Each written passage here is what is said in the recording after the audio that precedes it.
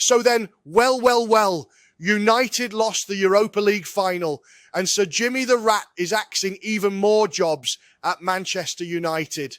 Bravo, Ratcliffe. I honestly, truly believed you'd be better for the club than the Glazers and have a far better understanding of running a football club than them.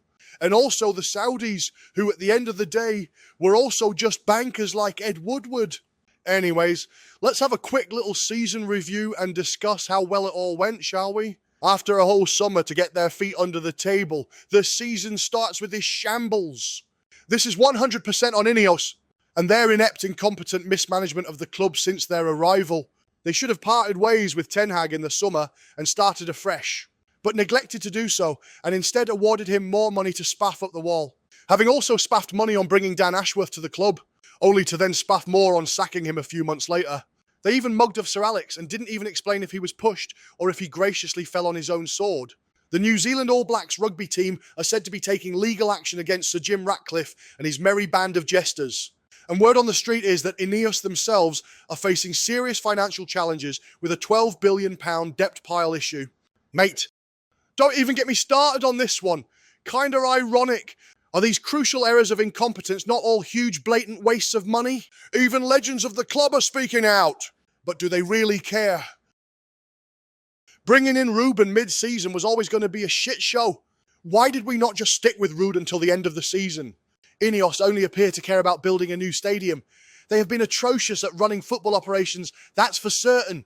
Honestly, who is even making these decisions? Let's not even get started on the anticlimax, which was the January transfer window. What in the absolute fiery pits of hell? Only 2 new players come into the team, and 4 go out, including Marcus Rashford. Let's hope Patrick Dorgu and Aiden Heaven can bring some goals to the team, eh? Joking aside, as frustrating as it is that we weren't able to at least bring in some short-term help up front, a natural goal scorer to take a bit more of the burden off Højlund and Xerxes.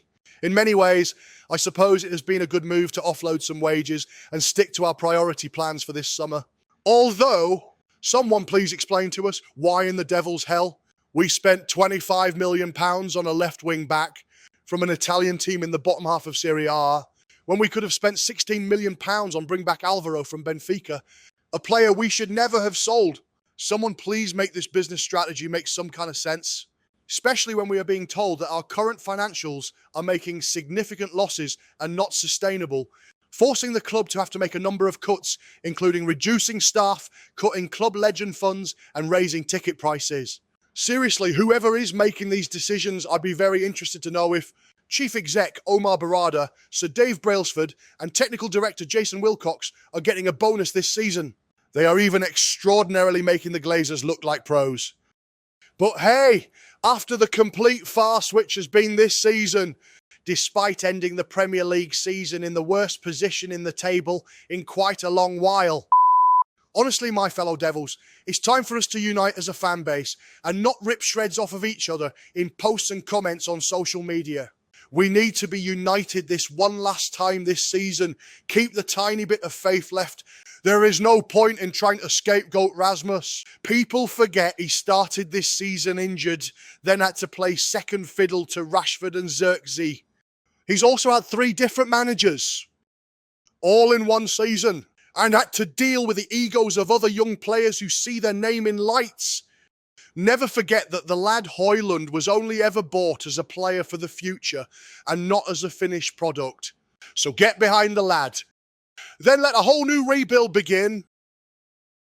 I expect to see Eriksson, Lindelof and maybe even Casemiro to depart and free up more dosh. And additionally, I'd expect Evans and Heaton to both retire. Furthermore, if all goes to plan, we should hopefully get some money for Rashford, Sancho and Anthony to add to the kitty. Ready for a very busy summer. The result of that business has to be spot on from INEOS after the shit show this season. It has to be no less than Victor Gyökeres and Angel Gomez and Jonathan David as free transfers could also surprise and would be a bonus. This little bedwetter can do one as well. Hopefully we can get £50 million to offset some of the dosh for Matthias Cunha. Anything else after that, like a Richard Rios or some other young South American gem, and I think my head might fall off. Emiliano Martinez, Vanja Milinkovic-Savic, and even the return of David De Gea would all be welcomed additions in goal. But one thing I'm certain of, I really think we need to stay away from a mercenary like Victor Osimhen, who will only be coming for the money.